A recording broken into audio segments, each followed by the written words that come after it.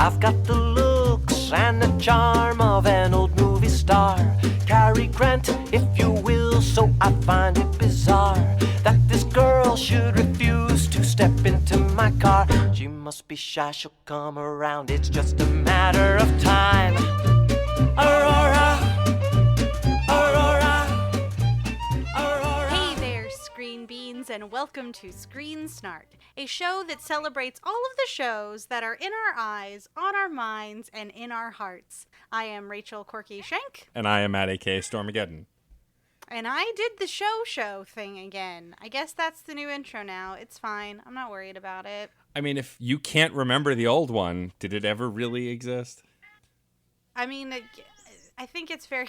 Jesus Christ. Is your cat causing trouble already in the background? Yes, absolutely. Sounded Without like a comedy doubt. scene ensued in the Will you background. close the door? Yeah, thank you. Amazing. Yeah. Like clanks and like things falling around. Listen, it's just very on brand for the movie that I brought today. Oh, So, excellent. I'm synergy. Synergy. How are you? How are you, Stormageddon? I'm doing all right. This week's been a little Good. rough, but I'm not here to talk about that. We are here, though, Yeah. to talk about our incredible guests and the things we've been watching. But first, I would like to introduce Kelli Butler, a.k.a. the Opera Geek. Thank you for joining us. Yeah. Hello. Thank you for having Thank me. you for coming. Yes, I'm enjoying We're so glad you're here. I'm enjoying the small looks into the disastrous life of your cat. He's a bit of a disaster baby today. It's okay. He's a cat. He's a cat. That is what he's want to do. If they're not knocking things over, they're eating plastic at 3:00 in the morning. I mean, what are they? He's really played like the full bingo card on this day. Amazing. But yes, this should be interesting. I don't think I've ever actually gone on a podcast that simply discusses media consumption. Well, we're very excited to have you. We will get into Kelli's background a bit later, but I do want to say that the way I met Kelli is actually through the incredible Tanya DePass, a.k.a. Cypher of Tyr, who's an incredible streamer and activist and an incredible human being. We met through her community and became fast friends in the world of Animal Crossing, to the point where Opera Geek started hitting me up about, hey, can I come to your island and like buy all your stuff? Do you need it? And I'm like, no, go for it. Have fun. And like, No, which I'm is pretty delightful. sure how that happened was you publicly said on Twitter, oh, yeah, sure, just let me know if you need something for your island, because we're friends. And I was That's like, true. I did. but you never accepted my friend request on Switch. Yeah, I got guilted for that, and that's fair. It's because I Yeah. hadn't touched my Switch for like a week after I offered. I mean, yeah, I was just sitting there with like no fruit growing. It's okay. I didn't need it or Ugh, rough. anything. I just got called out by the Opera Geek on my own podcast. I guess I deserved it, though. But we are very excited to have you, and we will chat about your streaming and your opera singing and all of that other lovely stuff in a little bit. But first, as per our show, we are going to go around the room and talk about the most recent things we've watched, because that's what we do here. And I am going to start as we want to do, because that's the format that we made up so many days ago. That the listeners feel very comfortable with. Why would we go changing it now? It's true. And I decided to dive into a movie that has been like a black spot on my Pixar knowledge for a long time. I've seen pretty much every Pixar movie except this one movie. And since I do have Disney Plus and every Pixar movie is on there, I decided today actually to watch A Bug's Life, which is a movie I had not yet seen. And Classic. it is a classic, and I don't know why I never saw it. I think when it came out, I was just like, ugh, a movie about bugs, who cares? I don't know. I was a dumb kid. Did you watch DreamWorks Ants first? I Because did, that actually. That might have soured your opinion of A Bug's Life. That's fair. Because, boy, oh boy, if I had watched them in that order, I would not have touched A Bug's Life. Yeah.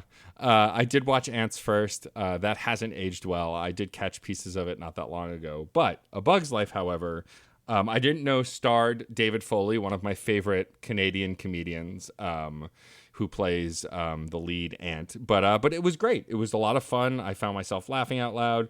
There's some stuff that hasn't aged well, like the whole ladybug jokes with Dennis Leary. But he never says he never gets mad that he's a woman. He gets mad that people take advantage of him. So it's not terrible, but it like rides that line. And then there are, of course, a lot of fat caterpillar jokes, which were like, meh, could live without those. But beyond that, I did enjoy it. I had a good time. It lives up to the Pixar pantheon, and I am glad I finally watched it. I'm assuming you both have seen it? Yes.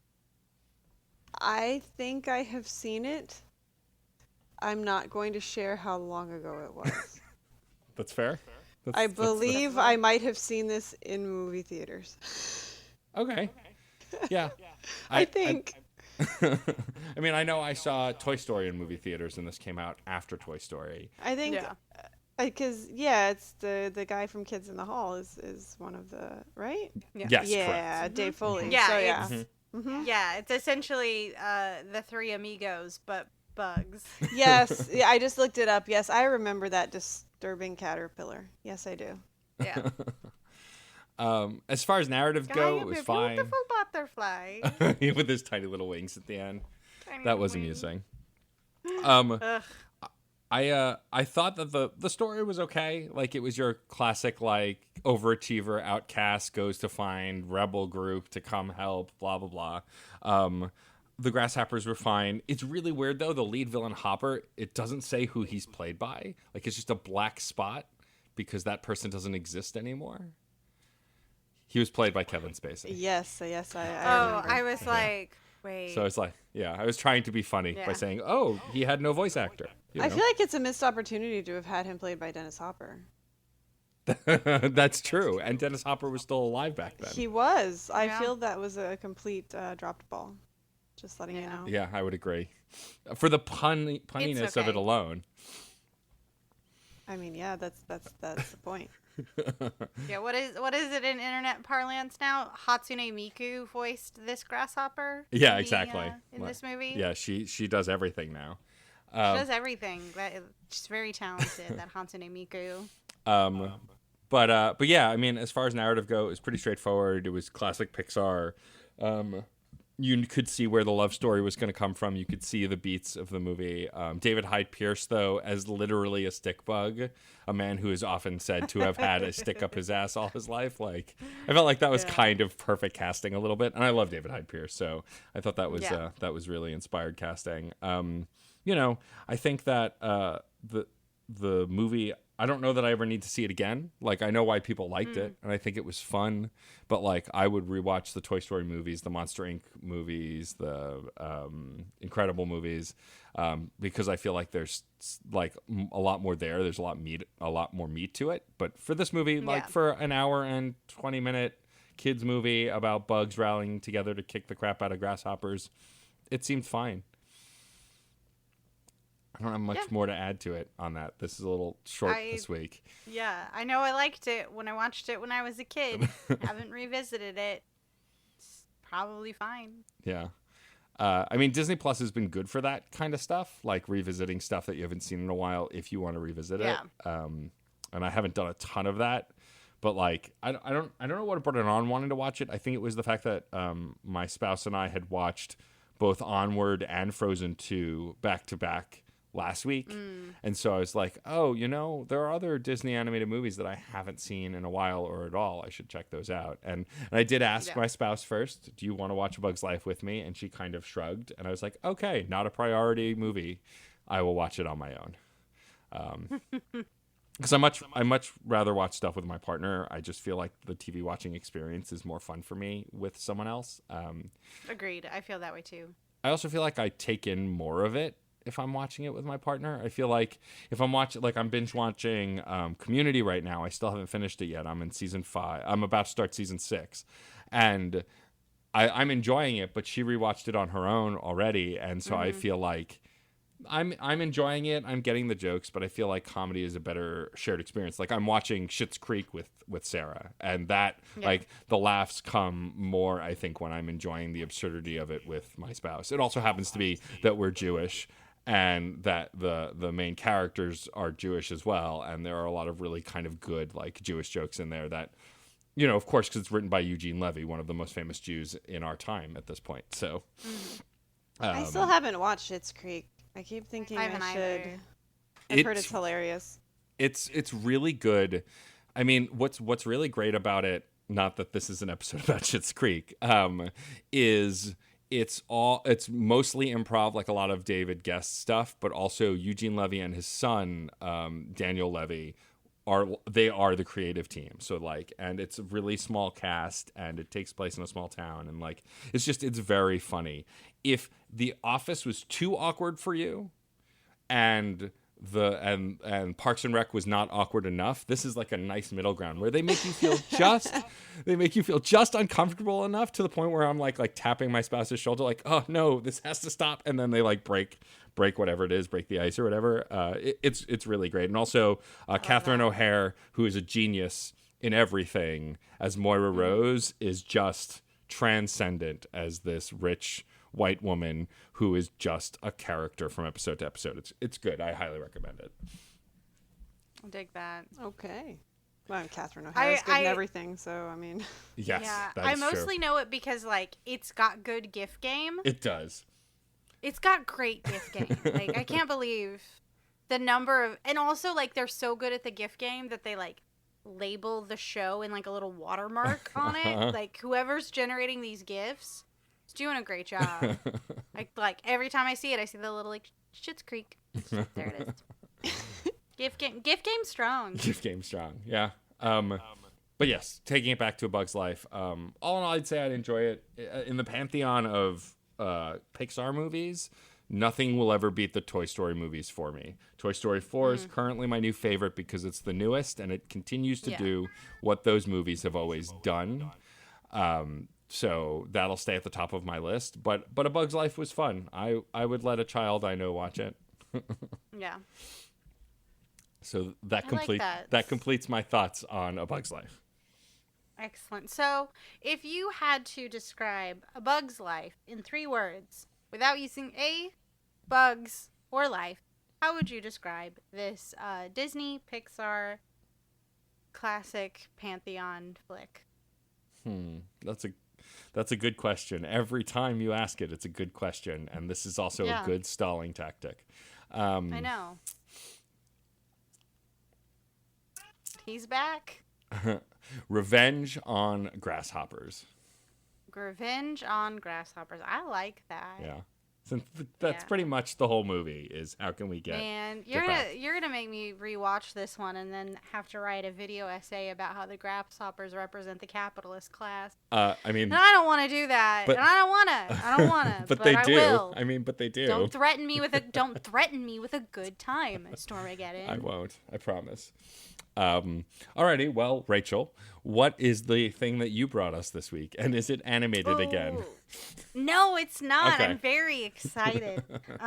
No, so I was inspired to revisit a movie because of our dear friend of the podcast and incredible YouTuber, Patrick Willems. Okay. If you haven't watched Patrick's most recent YouTube video, he gets the Time Warner Movies Wine of the Month Club. Yep, Turner Classic And Movies. What? Yeah, it's real. It's a thing. Turner Classic Movies has a wine club, and you get like 15 wines, and it's not a sponsor of this show or Patrick's show, but now it is like taking off, I think. I mean, it's a great targeted demographic.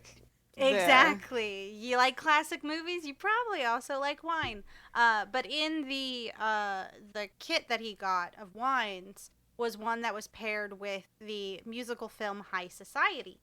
Oh, boy. Yeah. And Patrick hadn't seen the original that High Society's based off of, the Philadelphia Story. So as soon as he started talking about the Philadelphia Story, I was like, I gotta rewatch that movie. So I brought the Philadelphia Story, which is one of my favorite comedies of literal all time. Amazing. I love that movie. It's such a tight movie. It's like a perfect little Broadway play of a movie. It's so good. It's Cary Grant and Katharine Hepburn, which is possibly one of my Jimmy best Stewart pairings. Yeah. As like in their like mother effing prime. Like they are at their funniest in this one. Oh, see, like, don't get me okay. wrong. I love Bringing will. Up Baby. I think there we great. go. I was just about to say, Bringing Up Baby. Come on. Yeah. Bringing Up Baby is utter nonsense, and that is why I Arsenic love and it. Old Lace. Arsenic. Oh.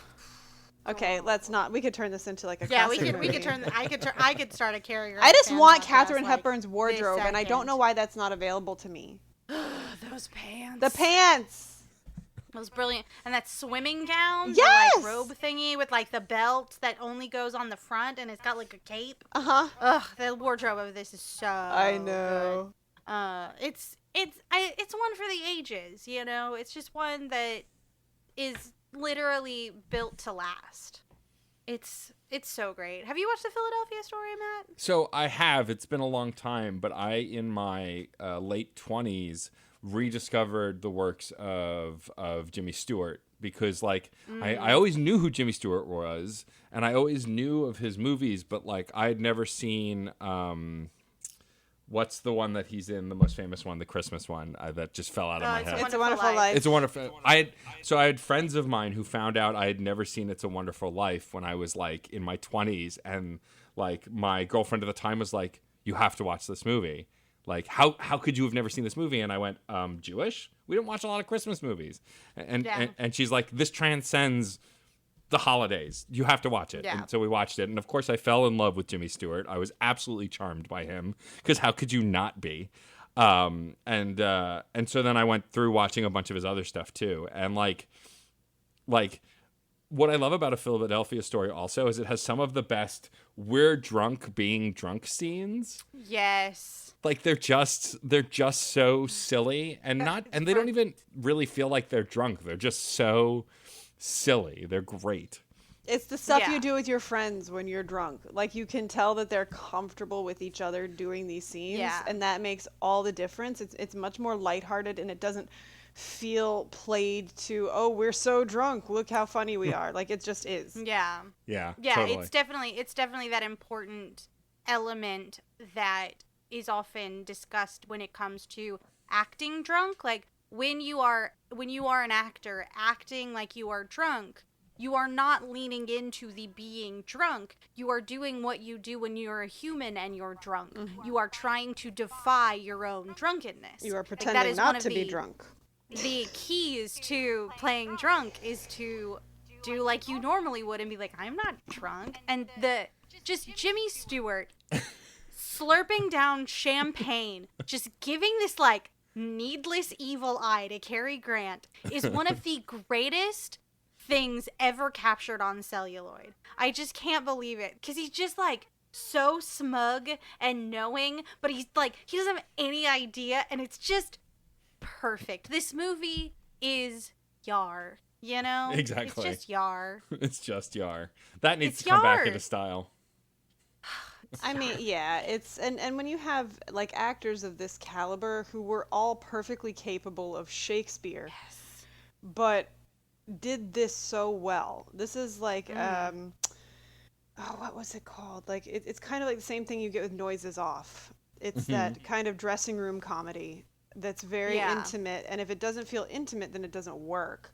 And I think that's what all of the Cary Grant and Katharine Hepburn movies have to me, is they have that they just have this connection that always works every time I see them together. And then you add somebody like Jimmy Stewart in, and you're just like, well, this is gold. Yeah, this is perfect. And what is the name of the woman who plays the photographer? The character's name is Liz Embry, but I can't remember the name Ruth of the Hussey? actor. Thank you. A perfect job. I remember watching this movie as a young actor and being like, no, that's the role I want if this were a play. Like, just that deadpan, like, hard-boiled. Ugh, I just love her. It's like every scene with her is utter gold, and every scene with the actor Virginia, what's her name, played Dinah, also perfect. This is a movie that is just like, watch these women be super funny. Just like watch them go. It's great. I love this movie. I could watch it again and again and again because I love it. I find there's a charm to older comedies that like that is in current comedies too, but it's just different. It's even like some of the stuff from the 80s and 90s. I still feel like Like the stuff from the 2000s and even now, there are comedies I'll see and be like, oh, this was funny or this is really good. But I don't feel like the humor hits in the same way that like a lot of those older movies do, and not all those older movies are perfect, but like there are moments that are just so funny in It's a Wonderful Life before tragedy strikes that like with the when he's shopping around the suitcase, the new suitcase he got, and it's just and there's also a charm to those actors. Like it's an era, and I think Patrick said this in his video a bit, like this is an era where there were stars. There are stars now, but not on the same level that there were stars then, who like just did, like Katharine Hepburn just did 4 movies a year every year and was at the top of every call sheet and like, or whatever it was. Like they were just like they launched other careers and things like that, and you can get a sense of that kind of awe from those movies. And A Philadelphia Story is a great example of like just a movie packed full of talent that is done so well. I mean, maybe I'm biased here, but also this is an era where most of the actors came from the stage to the movies and not just straight to movies. I mean, you have to realize Philadelphia Story was on Broadway for back then, a very long run, and it was written for Katharine Hepburn.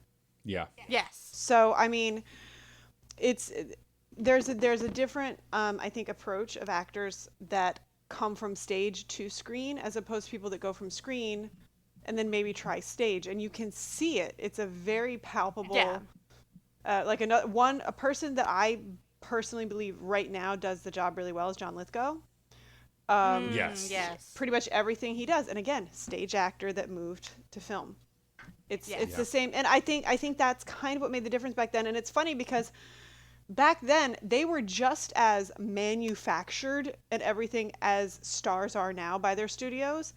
But because it wasn't quite so blatantly obvious with the absence of social media and tabloids and stuff, they still had that kind of mystique about it. And I think that's what also added to that star power that we still see now, is that they remained kind of mysterious. They were just, these amazing actors, and you didn't see them going to the grocery store, kind of thing. Yeah, totally. No, I completely agree. And like your thing about John Lithgow, like I remember growing up, like when Third Rock from the Sun came out, I was so excited because I loved John Lithgow and anything he had done. And I was just so excited to see him play another comedy role because he hadn't really done comedy since Harry and the Hendersons. He'd done a bunch of serious stuff. Movie. Me too. But I remember trying to watch Third Rock from the Sun with my mother, and my mother going, this is terrible. And why do they have John Lithgow in such a role like this? It's too goofy. He's such a serious actor. And like, I looked at my mother and I was like, what do you mean? He's done other stuff and he's hilarious. But like my mom was so used to the stage actor version that you're talking about, like she just couldn't see it. Meanwhile, John Lithgow killed me in that show. He was so good at it. So good. But Oh, so go ahead.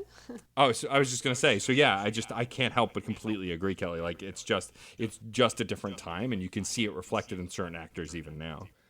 Oh yeah, like I remember, I think it was about 6 years ago. Central Shakespeare in the Park in Central Park in New York is a big deal here, and it was the only time I've ever thought of queuing up for tickets just for my husband, because John Lithgow was doing King Lear. Yeah. And they sold out in like 3 minutes. Yeah, I missed that performance. I was bummed. Like I've seen a bunch of really great Shakespeare in the Park over the last decade, but I was bummed to miss that one.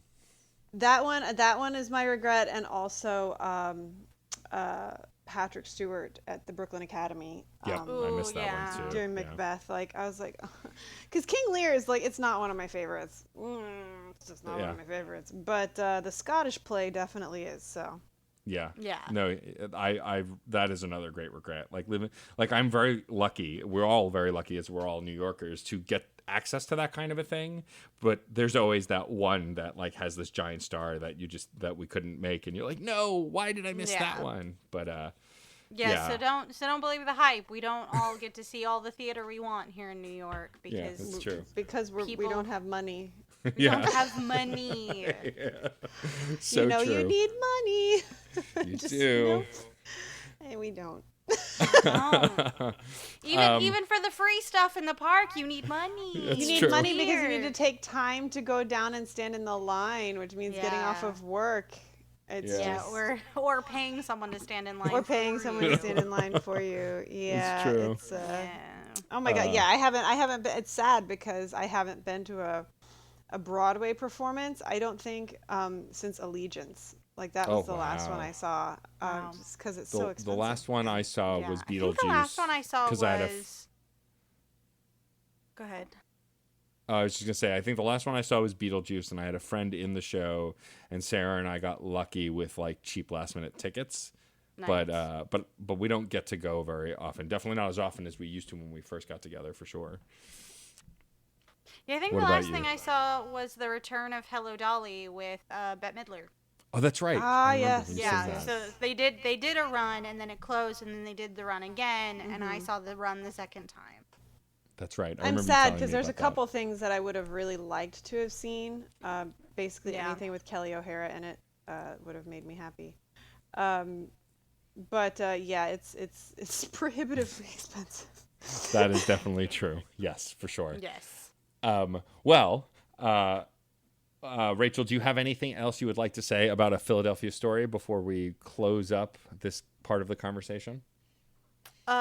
If you haven't watched it, please do because it's Yes. amazing. My cat is attacking my feet like it's his God-given job. Making me crazy. He's a cat. He's a a cat. cat. Yes. I know Cats he's are a cat. assholes. Why are I people know. still surprised by this? It's known. I know it is well, known. Like, I Anyway. mean, Terry Pratchett said that if cats looked like toads, we would realize what small-minded assholes they actually were. Yeah, it's true. That is very I, true, and I probably, love him. probably a though, favorite. So what am I, I mean, gonna do? He's it's given true. me time to stall to think about my 3-word review for Philadelphia Yes. Story, and I can't think of one. Well, just know that it I- can't use ooh. the words Yeah. a Philadelphia Okay. or story. Cool. Tight, classic, yar. There we go. Working in Boom. that yard. Working you in go. that yar. Gonna bring Yar. it back. Yar. She was yar. Alrighty. Well, now our incredible guest, the Opera Geek. What have you brought to chat with us today on this show? Well, to be fair, I have not been watching much television at all.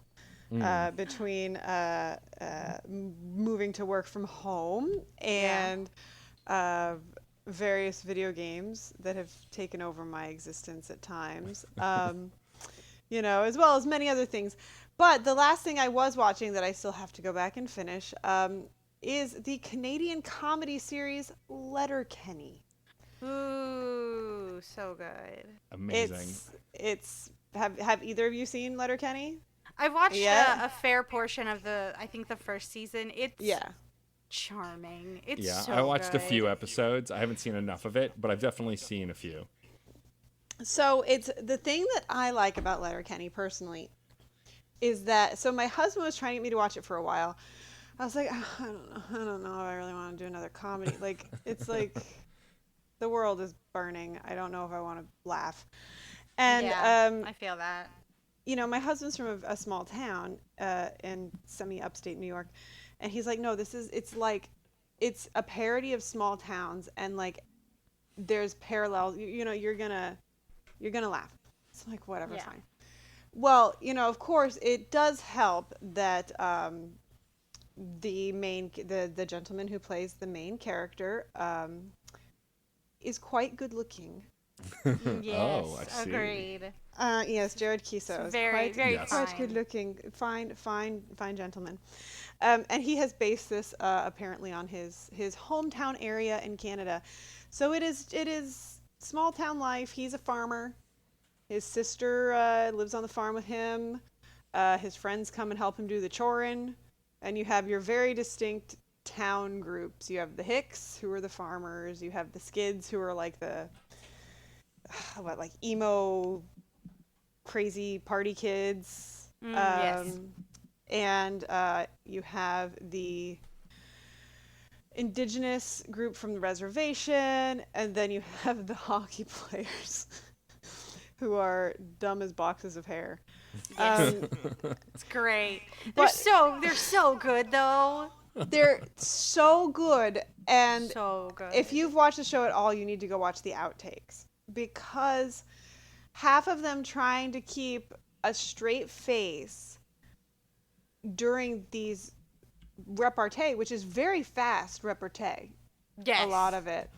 And people, I think, go into it and they see like this kind of farm setting, small town, and like, oh, this is going to be like all redneck stuff. It's not. It's very quick comedy. And at times, the further you get into it, it's actually some fairly deep comedy. Because they actually end up tackling quite a few social issues that you would, look at the character setup and be like, oh, he's like a farm boy who's very square cut, when, his sister has a thing with a woman, or if there's another character who's gay, he's like, well, why do I care? It's what they do. It's very interesting because he defends his sister's right to live her life the way she chooses. Yeah. And basically everybody, and it's interesting to see how they kind of twist the narrative from the small towns being all closed-minded that you so often see in American media,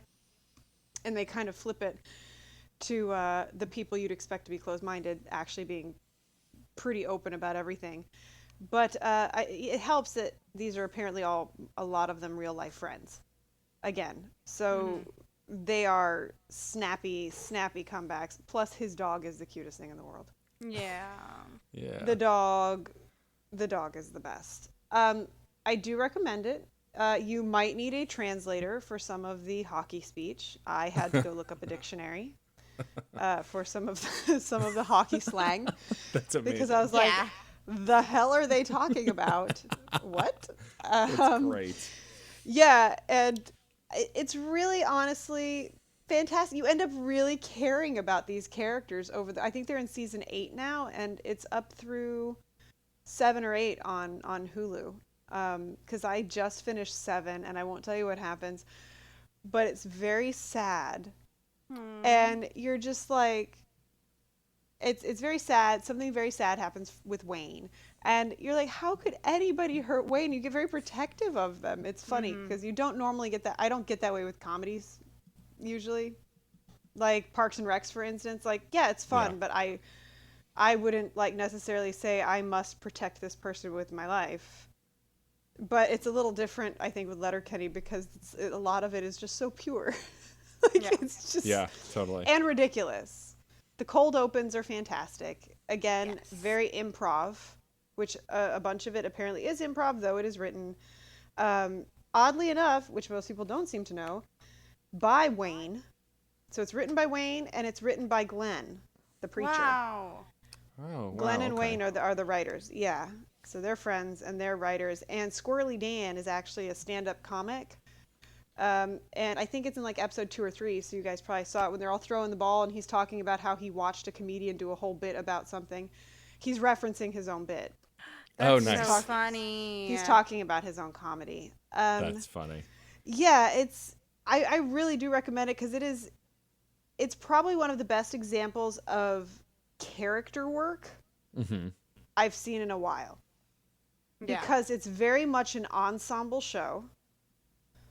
But each character is very unique, and character acting is kind of like we were just talking about. Character acting is a very important thing, especially in, theater work. And a lot of people are like, oh, I have to be the star, but they negate the fact that a really well-played smaller character or ensemble character can just steal the entire production. Correct. In a heartbeat. Do recommend on Hulu very much. Yes, get a dictionary for the hockey and some of the Canadian stuff too, because Canada's hot. Yeah, I feel like when I was watching it, I did the thing that I do when I'm watching Shakespeare. If I don't necessarily get exactly what is being said, I'm just like kind of reading the intentions and the actions that are being played behind it. I'm like, okay, I think I get this. Like context clues. That's where I get like lost that. with the hockey players because there aren't any. They're just weird, and it's really hilarious. Oh, and when Devin, the leader of the Skids, I think it's like episode or season 5 or whatever, when he gets like a haircut and clean shaven and everything. You're like, what? It's like, is that what he actually looks like? It's totally different thing. But yes, it may or may not be a thing in all of our home D&D games. If someone says, to be fair, you immediately get 6 people going, to be fair, like at the exact same time. It's amazing. Yes. That's great. But yes, I do recommend. Please don't ask me to give a 3-word review. That's our thing, though. We ask our guests. I mean, to be fair, it is. I wouldn't have to use letter or Kenny, which is fine. Yeah. So you can give any 3 words to describe it. It doesn't have to be a sentence either. Yeah. Small town shenanigans. Small town shenanigans. See? That's Super very simple. descriptive. It is. Do you like shenanigans that take place in a small town? You will love Letterkenny. You will love There you go. Excellent. Excellent. Took him to church. There you go. And then like I was telling the lovely hosts Rachel and Matt here. My other option was The Witcher, but I get extremely encyclopedic, and you would have been here for a while. It's fair. I mean, I feel like our friendship truly blossomed when I shared my affinity for redheads, like my spouse, and the one and only Triss Marigold in the video games. And you shared your incredible cosplay photo of you as Triss. And I was like, oh, okay, I see how it is. All right, I understand. Yeah, I'm forever sad that the first time I had Doug on my stream, because I've had Doug Cockle on my stream watching me play Witcher, and he like kind of MST3Ks me while I play. And the first time there was a hardware failure on my old computer when the stream started. No. So we couldn't do the game, and it sucks because my husband had gotten in full Geralt costume to just sit down and play Gwent when I got up to go to the bathroom at one point. And so instead we did like an interview show. So he just sat down, and Doug was tickled. That's amazing. Doug has to get a Geralt costume because the first charity game we did of the Witcher RPG with Matt Mercer and Doug and Wandering DM and myself with Cody Pondsmith, one of the stretch goals was that not only would there be another one shot, but that Doug would have to do it in full Geralt cosplay. Amazing. Yes. I would love to see that. He's That's so good. Incredible. Yes, and he's ridiculous and he's funny. And I think somebody clipped the fact that he would wait until I was distracted by something, which is often, and looking off screen, and he would start saying like Geralt's battle cues. So I would think I was getting attacked. Oh, that's so mean. That's amazing. And I'm like, I come like running back, and he's just like, ha ha ha. I'm like, I'm going to kill you when I meet you. There will be death. But yeah, it's yeah, and if you didn't see Animal Crossing related, I now have Geralt's Manticore armor in the game. Of course you do. Amazing. Not to mention Triss. Of course, you've seen the Triss. I have. But one of my viewers also built me the mural of the final scene from Hearts of Stone. Ooh, so now my cool. moon viewing, I'm just like, I need to get a mirror and put it up here. Like, yeah, I have to get a mirror at this point and like stand it up there. But yeah, that's amazing. Witcher gets a little, and I was actually, the only thing I'll say is I was prepared to be very disappointed by the show. Yeah. And I was not. Oh, good. I was not either. It's funny. I had played a little bit of Witcher 3, and then I fell off because I probably got distracted by some other game and hadn't played the previous ones at the time. Then I I watched the entire series, and I was like, oh, I really like this. I should go back. And when Steam did one of their many sales, I was able to get the first and second Witcher game for like $5. I played like an hour of the first game and went, I can't play this. I messaged my friend Abu, who's a previous guest of the show, who's also a big Witcher nerd. Oh, wait, was that Witcher 1 you were trying to play? Uh-huh. And he was like... Oh, no. Yeah. I spoke to Abu, and I was like, so Abu, I really love The Witcher. I want to play the whole series. Can I skip one? And he's like, oh God, Matt, yes, here's a clip, here's a video of the story. Just go straight to the second one. Do not play the first one. And I laughed my ass off. I even have a combat mod for it, and it doesn't make it better.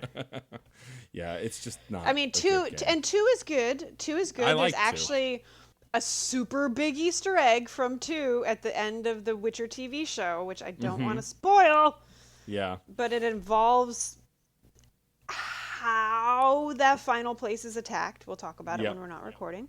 Sure. So I was super, super pleased about that. And, again, I was really prepared to be disappointed in Henry Cavill, partially because I'm friends with Doug, and Doug's voice is iconic when it comes to Geralt. Yeah. But Henry is a huge fan of Doug's. Oh, yeah. He loves the games and the books. So you can tell that he took, and he even gave him credit in one of the videos too, which I thought was great, where he said, I took Doug's tone and then just added another, like, my spin on it. He's like, but he's definitely an inspiration. But and of course, Dandelion didn't look at all like what I was expecting, but he stole the entire series. Oh, yeah. I love. If you haven't watched him baking his baking video on YouTube, you need to go watch his baking video on YouTube. Ooh, I didn't know he had one. I'll have to go do that. It's mostly not baking. It's mostly him creating a god-awful mess and then crying into his cookbook. But it's the best. I'll have to watch that. Joey Beatty is amazing. Okay. But yes, that is, again, see, I told you this is why we can't talk about Witcher. I'm so glad. Because Matt and I did a really good job not super digressing today, and so we needed this one. You can't tell somebody who has rather complex ADHD that I cannot go on tangents, because it's going to happen. We appreciate it. I love tangents. I will bring us back on target, though, because I actually want to talk to you, Kelli, a little bit about your background, the fact that you're an opera singer. You're also a successful streamer and well-known gamer nerd. I'm curious how long you've always wanted to be a singer. Was, like, pursuing opera a thing you've always wanted to do? Well, actually, I wanted to be in musical theater. But my voice can still do musical theater, more classic musicals, Secret Garden, like the new Candide, that kind of thing, as well as all the Rodgers and Hammerstein, stuff like that. But alas, my height did not work with me. And I am a little over 6 feet tall. And they share costumes on Broadway. So there is generally a height. Yeah. Like, I 13-year-old me just always wanted to play Christine in Phantom of the Opera, and that was never going to happen. Right. And I could play Carlotta, but I'm going to have to wait until I look a little older, I guess. Although that's what makeup's for. I'm joking. Yeah. I mean, but because Carlotta, they hire legit opera singers for Carlotta. My friend Heather Hill was Carlotta for a long. I think she was actually the first African American Carlotta. That's amazing. Yeah, because I saw her do Phantom with. Holy crap! His name just went out of my head. Oh no, that's embarrassing. That's okay. Norm Lewis. Haha, Norm Lewis. There you go. Oh, you got there. So good. Who was the very first African American Phantom on Broadway? Yeah. Only like 6 years ago. Yeah. Not the very first one, because Robert Guillaume was in Los Angeles, but we're not going to get into that. Rafiki was the Phantom of the Opera. But yes, so I did want to do musical theater, but kind of in high school, because I went to a fine arts school. My voice started getting bigger and developing a range that you don't usually see used in a lot of more modern musical theater. So I ended up going to college for opera, and my father actually has a degree in vocal performance. He was going to be an opera singer. And when he got out of college, he was married to my mom, and he did not have the ability or the money to try to pursue the career, because we could talk for a whole hour or more on just how much money you have to try to sink into opera to even try to start a career. And it's never ending. Right. So he ended up joining the military instead.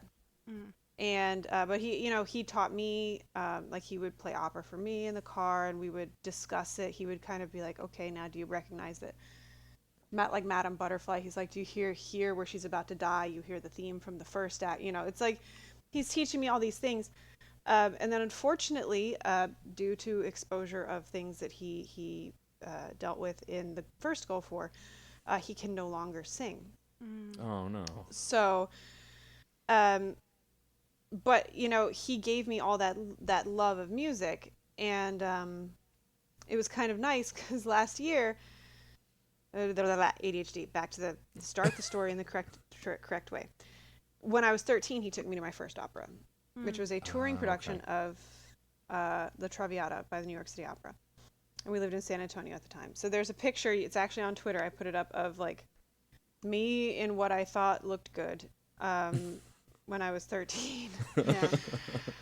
Going to see La Traviata and just falling in love with it, and not realizing that there were singers up on that stage that I would then end up working with in 20 years. What? That's amazing.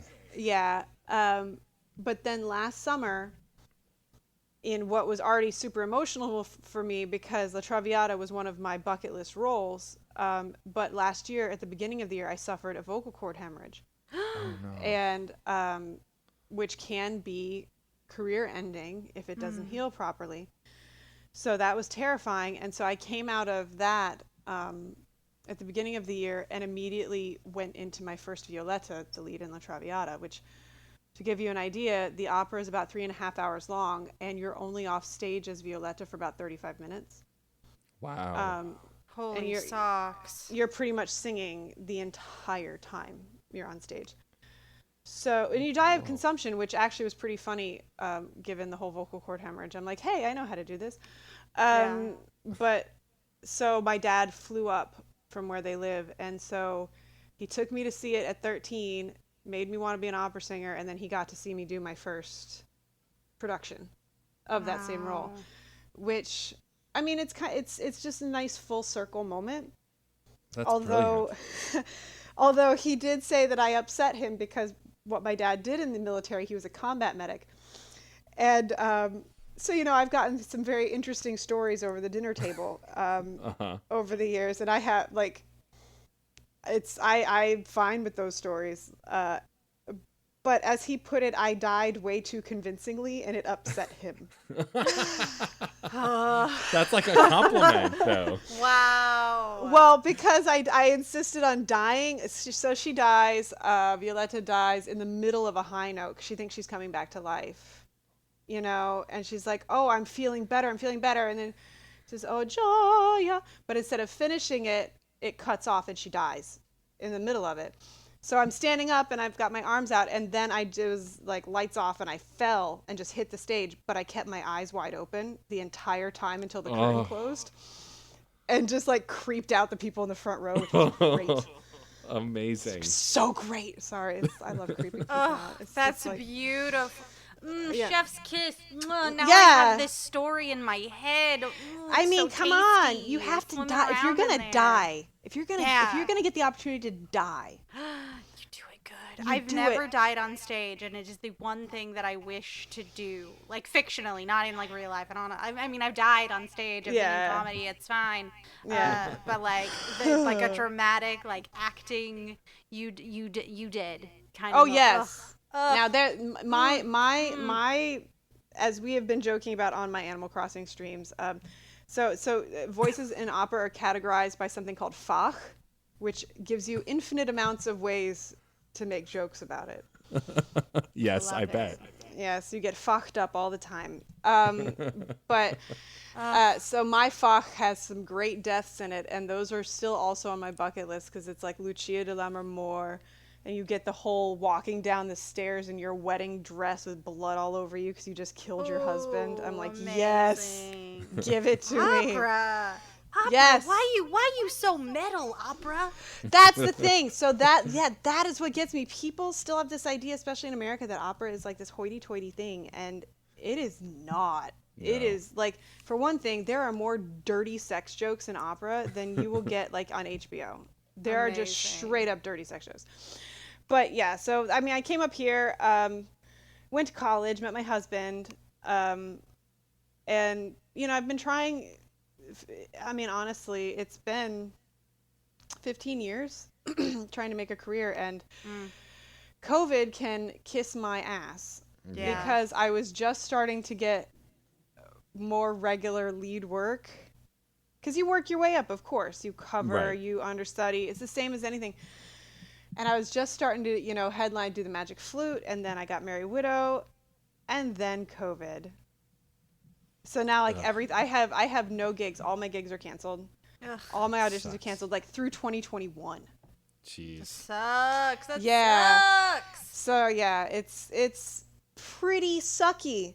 But like the Geek thing, for a long time I kind of tried to be the my first agent wanted me to play up to the old classic opera diva kind of stereotype. Right. And if you've talked to me for more than 3 minutes, it's not really me. Yeah. Yeah. So then when I got my second agent that I was with, and they were like, no, you should just let it fly. Just let yourself be a nerd. Mm-hmm. And so I started being a nerd, and that's how the Opera Geek came about. And now major U.S. opera companies did stories on their social media about the College of the Opera. Amazing. Bard class. I was like, hire me now? Yeah. Hey. I do the thing with the stuff. Please hire me now. One of my favorite photos of you on your website is the one of you holding the special edition Legend of Zelda 3DS while kind of done up almost like Zelda a little bit. Like I love that photo. It's so like, even knowing you the short time that I've known you now, that is such a you photo. It's just so good. So it was actually an outtake. Really? An outtake. So I'll put these in the Discord so that Rachel and Matt can see them, just so that they can kind of have an idea. It was supposed to be a serious shoot. The guy I knew, the photographer, was doing a 4 seasons calendar kind of thing. Yeah. And it's so good. Yeah, but the thing is, that is actually an outtake from a different part of the shoot, which I'll link. But the reason that that's there is because he was setting up the lights, and I was playing Link Between Worlds. Oh, perfect. Between the takes. So he was like, no, just keep playing. I'm like, what? I mean, like photographers do. I mean, keep playing. Okay. I mean, I'll do it, but I'll feel kind of dumb. Yeah. And now, we'll see if it actually happens. I'm supposed to be doing a convention appearance in November. Yeah. Uh-huh. And that picture is probably going to be the 8x10 that I take. Very good. That's for awesome. signature stuff, because it's great. The only reason I might not is because it's got the Triforce on it, and Nintendo gets a little tetchy Yeah. Yeah. about these things. Oh, there it is finally. So actually, supposedly, if this convention happens, it's actually with Doug, so that'll be fun. Oh, very cool. Oh, that's so great. But here, this is what that photo is actually from. It's supposed to be like winter. I mean, that's a great photo too. Oh, obviously. wow. But yeah, no, that one is, and I have a tradition. I have a picture of me in every opera costume playing the Game Boy. That's amazing. There's one in the big crown and Queen of the Night costume from the cover of College of Opera playing the Game Boy. There's one with my skirts hiked up as Musetta and the fishnets out playing the Game Boy. Like, it is, it is what it is. But, I think what's interesting is that what it showed me is that what people want to see isn't a manufactured idea. What people want to see is a person. Yeah. Yes. They want to see a human being. And I had long talks with my husband about that, because part of my ADHD, as well as other things, and my particular brand of neurodivergence, is this idea that I always have to appear perfect to everybody. And you always have to please everybody. So my husband, I went to go stream. So this is all about streaming. And I was like, oh my gosh, I don't really feel great today because something bad happened, and but people are expecting it. He was like, so go on stream to cheer yourself up and tell them, tell them, yeah, it was a bad day or whatever. I was like, I can't tell them. They want me to make them laugh. And he's like, no, they want to see a person. Yeah. Yeah, totally. Absolutely. And that's what I believe Tanya does so well. Is Tanya is a person, and that's why you follow Tanya. Yes. Yeah, You know? I went to MagFest a couple years ago, and Tanya and Brian and Imperial all did a panel about streaming. And I bring this up often with Tanya, is when I asked Tanya, I'm having trouble finding the energy to stream. What if I don't want to play that game anymore? What if I don't want to stream anymore? Tanya looked me straight in the face and said, "So what? Who fucking cares? Just stream. If you're feeling sad, stream and tell them you're feeling sad. If they're there to watch you, they're part of your community. They will stick by you. And if they don't, fuck them." And it's true. And it seems obvious, but I was so thankful for that kind of knowledge, because it made me want to be a streamer again. Because before then, I just struggled with exactly what you were talking about, Kelly. This idea that you have to be on all the time, no matter what. Yeah, and absolutely. it's a struggle, like, and especially because all of this very strange popularity is very new to me, because I was not a popular kid, Yeah, and I was very bullied, Yep. often for these same interests. And I was younger than everybody because I was skipped grades, so I was an easy target. And so this is all very strange. So my first reaction to people being like, "Oh, we enjoy your work," is to make a self-deprecating comment about it. And all I get from Tanya when that happens is a text that says, "I'm gonna fuss at you." That sounds about right. That sounds about right. It's also a great threat from Tanya, because her fussing is. can be very severe. But but yeah, it's the same thing. Like, you have this idea, like, oh, because people knew me for The Witcher. So after like my second full playthrough, because I worked my way up and worked my courage up and drank enough whiskey to do a full Death March playthrough on Oh, stream. jeez. Wow. You don't want to do that. The last boss in Blood and Wine, no. So, but after that, I was like, what am I gonna do? And like Tanya's like, whatever you want. Yeah. Like, No. the Animal Crossing streams, like, I had this idea, like, I have to have my camera on, and she's like, no, you don't. Nope. Yeah. You don't have to. You can just have fun. Yeah. It's really freeing to meet people in the community, and why I gravitated towards folks in Tanya's community so strongly is because everyone's fairly real with each other, Yeah. and they understand. And I think it's something that, like, I've learned just in general during the pandemic is, like, you can work as hard as you want, but you have to have an understanding of your own limits and understand you're a person, and people know you're a person. And it's easy to forget that. This is a very revelatory conversation as someone who does not stream and only enjoys it as a viewer, who has thought about it and just gone, but I gotta have a gimmick. You gotta have a gimmick. It's always a gimmick. Like, you gotta be doing a gimmick, and to hear the conversation, like, no, just be a person is really, like, oddly encouraging. It's like the same way I feel about podcasting, where it's like, yeah, no, just be a person. Like, you don't gotta worry about it. Yeah, it's it's very strange, and it's a little more freeing, because when you're not trying to, show this perfect face to everybody, you're actually going to have a lot better time. Yeah. Yeah. And on stage, and I'm sure, Rachel, you said you did like stand up and stuff, so I mean, yeah, and you've done stage work. It's if you're not honest on stage, the audience knows it. Yeah.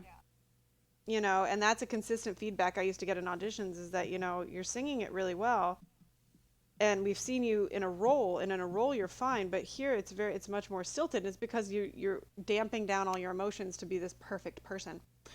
And it was very freeing to have Tanya and Devin Rue as another one, my husband, all just saying, no, just be you. Yeah. Be the weirdo. And be proud of it. If you're going to change topics 50 times in one sentence, change topics 50 times in one sentence. Go right ahead. Which I do. Oh, my dog is dreaming. He's flipping his feet at me. Oh no. And and chewing, like he's trying to pretend bark at something, but there's no sound. It's great. That's so darling. He's so That's tiny precious. that it's hilarious. Oh gosh. Okay, sorry. That was just too cute. I had to watch it for a second. Oh, I love No, it. please. But yeah, I mean Um, that's basically me. It's all I am is just a weirdo who found a niche, and I don't know why this is working.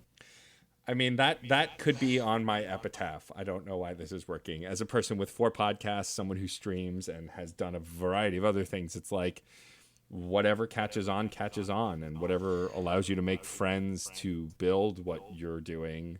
Like you never know what it's going to be, right? Like I didn't plan on being a podcaster when I was in high school, but here I am. No. Yeah. I mean, yeah. Go. Oh, sorry. Go ahead, Rachel. Oh, I was gonna say there's a really great quote that was shared with me by Elizabeth D'Onofrio. She came to do sort of like a screen actor workshop with us while I was in college, and just like a little bit of like about her, you know, to understand like who she is and like what she brings to the table. And it always stuck with me, and it kind of lives with me a lot, especially right now in this sort of like big time of upheaval on like a global level. It was the phrase, I am what I do, and what I do changes. And that's kind of like living in that flux of just being like, I don't know why this is working, but it is, and I'll just let it work until it doesn't work anymore. And then something else, you know, like that feeling of just following the flow of what is, and not trying to like alter it too much, and just go, okay, I do this now, like. Yeah, and I think a lot of times people think when you have that kind of mindset, and you find it a lot with performers, you find it a lot in people in the neurodiverse community as well. Being able to kind of switch like that can be very difficult for us because we're kind of ingrained to become perfect at one thing, and that's what you do. And that kind of stays with you and kind of travels with you. But you start to learn that, okay, well, I've trained my voice to do this one thing that's, you know, basically, I call opera ballet for the voice because it's so, people don't understand a lot of the physical taxation that goes into it. You know, they always make the joke about the fat lady singing. Yeah. There's a reason a lot of opera singers are bigger, because the sheer physical requirements to sing without amplification, which is the other thing a lot of people don't know, no microphones. Yeah. The sheer to do that for 3 to 4 hours a night while wearing corsets, costumes, running around, sword fighting, you know, it's a very physically taxing job. And which is why I always laugh anytime they're like, oh, the fat lady sings with the horns on her head. I'm like, yeah, the horns on their head, that's Wagner. You try going to sing that, asshole. How dare you? Yeah, Come for the real. horned-headed lady. I'm sad that I don't sing Wagner, because at 6 feet tall, I'd look freaking impressive on the horse at the Yeah, end. you would. But my friend Christine Gerke is like one of the premier Wagner singers right now, and she's freaking awesome, and I love her to pieces. Yeah. But she's also a giant nerd, so that's hilarious. There's a lot of D&D playing opera singers, by the way. That's amazing. I'm not Yeah. surprised. I found out the maestro of St. Petersburg Opera is an old school, like, second edition player. He and his What? husband. So I was amazing. going to run a game for them at Merry Widow, and he got sick, unfortunately, so I couldn't. I'm like, oh no, next time. We're running a D&D game. Yeah, I get to boss you around. Instead of the other way around. But like, so I've trained my voice, right? So now I can do streaming because we've learned how to talk for hours without hurting ourselves. Yeah. I do voiceover work, which is something people don't seem to know very much that I've done. Like, I do anime dubs. People don't know Oh, that. nice. Amazing. That's cool. Because I used a pseudonym for a lot of them, because at least one of them is a very fan servicey anime. Okay. Yes. Yeah. And so I used a pseudonym for it, and then finally I was like, you know what? I was always afraid of, oh, what if an opera administrator found out that I did this? Oh my goodness. And then I realized that they're doing full nude scenes at the Met. So I'm like, well, whatever, fine. Fine. Yeah. This is hilariously fun, and I enjoy doing it. And the one recording engineer I work with loves working with opera singers, because we can do all sorts of vocal manipulation and not hurt ourselves. You know? So it's finding that a thing that you do and then using that thing to do a lot of things you love. You know? If you like talking, be a streamer, be a podcaster. If you like watching movies, start a podcast about watching movies and talking about streaming. There you go. While your like cat all those destroys things. in the background. He is next level today. I do not know what is going on. Bones is slamming himself against the door while yelling. So, Oh, no. for reference, my dog is about 9.5 inches tall and about 9 pounds. He's a rescue. He's a weirdo. My cat is 15 pounds. He is huge. Wow. He chases this dog and harasses him all around the house. And it's great because their names are Bones and Scotty. So it's Bones harassing Scotty, which actually works out That works pretty well. Yeah, it works. We were going to name the cat Spock, but then he acted like an idiot. And I'm like, that just doesn't work. You can't have. No. Yeah. You can't have an idiot named Spock. It doesn't work. No, it doesn't. I just imagined you putting a small, tiny horned hat on your cat and having them sing Wagner. I mean, the only time I've sung Wagner was for a bardic inspiration. Nice. In a game. And then I immediately sent it to Christine Gerke, and she was like, "Oh, Kelly." I was like, "Yeah, I know. It's so bad." Because of course, if you're gonna sing Wagner, everybody just wants Hoyoto, Hoyoto from Ride of the Valkyries. Yeah. That's all people really know about Wagner over here, and I appreciate the heck out of it. It's not my favorite jam when it comes to opera. Right. It's definitely not. If I were to give your listeners a recommendation of where to start to listen to opera, please start with Wagner. Okay. Because the entire Ring cycle is 16 and a half hours. Jeez. Woof. Yeah. Don't just, no. Start with something, I usually tell people to think of their favorite. This ties back to your podcast. Look, I've done it with like a nice, pretty bow. Think of your favorite movie genre. And then I can recommend an opera for you. Ooh, the patented Hayao Miyazaki approach. Yup. Here on this podcast. As I sit over here and stare at my Kiki and Totoro that are on my desk. Yes. You're in good company. Yes, it's my favorite. Well, I guess I know if we ever want to do a Hayao Miyazaki special episode, we'll have to bring Kelly back for that. Oh yeah, I call dibs. I call dibs on Totoro. Dibs. Ooh, so anytime. Good. And just let's not talk about Grave of the Fireflies, please. No. I don't want to cry for 20 minutes. It's fine. No, I'm fine. I've cried enough this week. Thank you. Yeah, thanks. No, very much. No. I don't need catharsis. I'm good. Thank you. I actually haven't seen the newest Miyazaki, the one that came out like last year, I think. I haven't seen that one. Because my introduction to Miyazaki was actually Mononoke Hime. Yeah. And which was, it's just in the music. It's the first thing I listen to in a movie is if the music grabs me, I'm like, this is probably gonna. Yeah. Yeah. Same. Yeah, and people don't understand how much the music affects the movie. Yeah. Oh, for sure. Here's another. Totally. Here's a fun thing for you. If you have a way of splitting dialogue and music tracks on your computer from a DVD, watch Jaws with no music. Oh. It's not scary at all. No, of course not. It's all. I imagine not. Yeah. It's not scary at all because you're like, that is just a broken mechanical shark. Yeah, like, no, I'm not going to be afraid of the theme of death if the Dies Irae isn't playing. Like, I'm not going to subconsciously get it.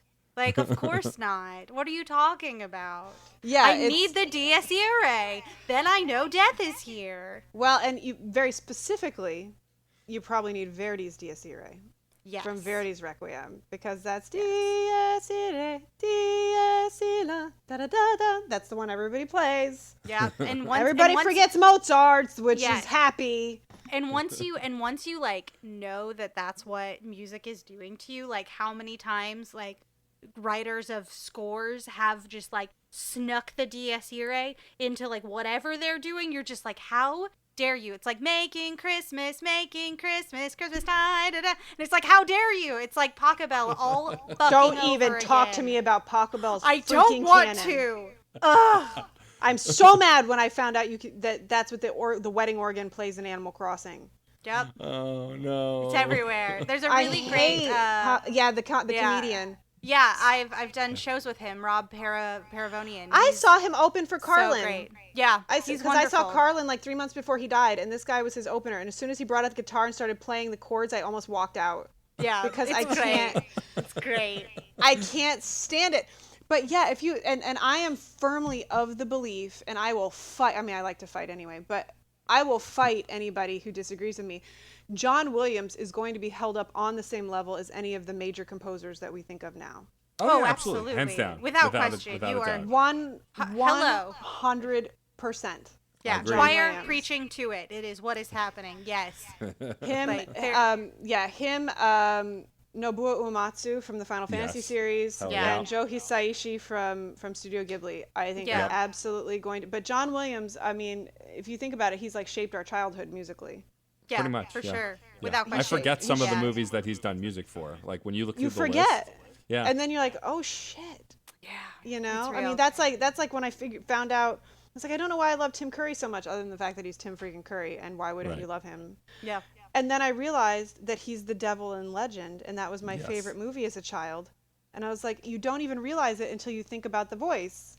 Yep. You know? And I'm like, oh God, I love that movie. Get you at an early age. Them and whoever wrote the music for the Wii, like, I'm not gonna lie, go back and listen to like the Me Channel song or the Wii Shop song. Those are bops, and they will live on in perpetuity. Somebody just like whipped out the Me Channel song, and I was like, da da da da da da da da.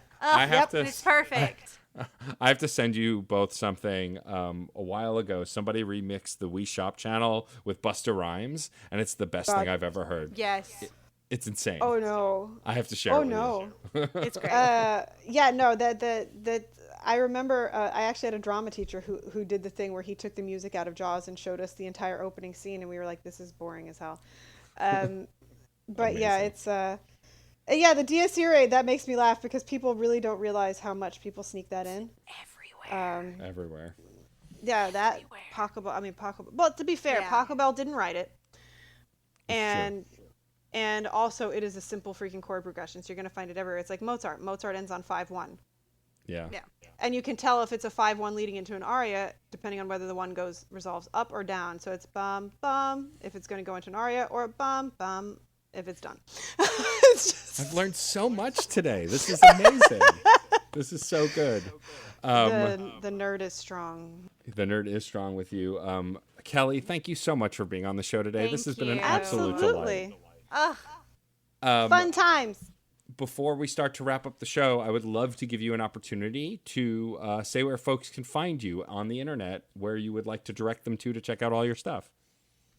You can find me on the interwebs, on Twitter at the Opera Geek, which also has my links to everything else, including the website, which is just kellybutler.com. But yeah, Twitter is going to tell you the links to everything else. So I usually just tell them, go there, and then it tells everything. And this isn't. I was about to plug my thing for tomorrow, and I'm like, this isn't airing till July. That would be dumb. Yeah, sorry. Otherwise, I would love for you to plug it, but it'll be too late. The magical time travel of podcasting. Hello, future people. I hope you're doing okay in the future. That's why I laugh, but I listen to several true crime podcasts every week, and during the pandemic, they've been recording and losing track of time, and then trying to wish each other happy birthday like 3 weeks in advance, and it's it's great. But yeah, no, you can just go to @theoperageek, and it will lead you to my Facebooks, my YouTubes, the websites, and the Twitch channel if you're so inclined. Amazing. We have one more thing we need you to do, but before that, Rachel, I believe we have some folks to thank. Oh, we have many people to thank. First and foremost, thank you so much to John Presnell for the use of the song Aurora off the album Fair Game featuring Stefan Rembel. I would also like to thank the incredible Katie Bug, who designed our incredible podcast logo. Yes, and thank you so much to the incredible Certain Point of View Podcast Network for being an incredible home for this show and many others, like, what's one Smooth. that I Smooth. You'll the get there. Cineguy one. You'll get it in post. Just edit it in post. I'm not even taking this out. Like, this is me being real, being like, the real movie critic versus the cine guy. See, what's going to happen is people are going to be like screaming it at me over the internet, and it's free marketing for them. It's going to stick in your head like the Me Shop channel song. And if Rachel struggling to get a single podcast title out was too much for you, then you can just go to certainpov.com. On certainpov.com, we have a Discord server link where you can join the Discord for our show and many other shows on the network. I host a Mass Effect podcast on the network, a video game podcast on the network. We're super thankful to all the other podcasters and our entire incredible community. Please come hang out with us. Again, it's certainpov.com. But now that we're done shilling for our network, Rachel, I believe you have one final question for our incredible guest. My favorite question. So Kelli, in the long historied art of storytelling, as it has moved into the storytelling for television and film, we have come to various shorthands of storytelling that have gone full Super Saiyan to achieve the level of trope. A beautiful trope. My question for you, Kelli, is if you could choose any one trope from movies or television to instantly and magically be true in your life, which one would you choose? Oh no, that's not where I thought it was going. Ha ha! Surprises about. I thought it was going to be the one where to get rid of one. Oh. I mean, you could wish one away, I guess. I don't know. The one I'd wish away is the girl who doesn't know she's beautiful. That one. Yeah. Wish that one away in real life. Like, yeah, she doesn't know she's beautiful just because she's smart. No, go away. No. Get you a brain that does both. Is smart and knows that you look rad as hell. Like, yeah, right? I'm like, don't neg us even from the movies. What? Gross. Okay, a trope that would be true in my... the overnight star where someone hears me and gives me $1 million. Yes, that one. Nice. Very good. Because classic. I will qualify it with yet another Discworld quote, which is one thing I haven't mentioned much on this podcast, but I'm a huge Discworld fan. Ooh, so good, and can quote it from memory. In Soul Music, someone asks the dwarf if he wants to be famous. He says, famous I don't know about. It's hard to be famous and alive. What I'd really like is to play some music, be given some money, and have someone say, that was great, come back tomorrow and do it again. Yeah. Nice. That's the dream. That's the dream. Don't have to be famous, just pay the bills. Yeah. Amazing. Well, that is a great punctuation mark for this podcast. Again, Kelli Butler, a.k.a. the Opera Geek, thank you so much for being on the show today. Thank you. This was a delight. Thank you. My mom says so. Amazing. I also would like to take this opportunity as we wrap up to thank my incredible co-host, Rachel Quirky Shank. Oh, wow. And I would love to thank my transcendent co-host, Matt, a.k.a. Stormageddon. And finally, we, of course, would love to thank you, our loyal listeners. Thank you for listening to the show. Thank you. Like, comment, subscribe, the whole 9 yards on Internet Speak.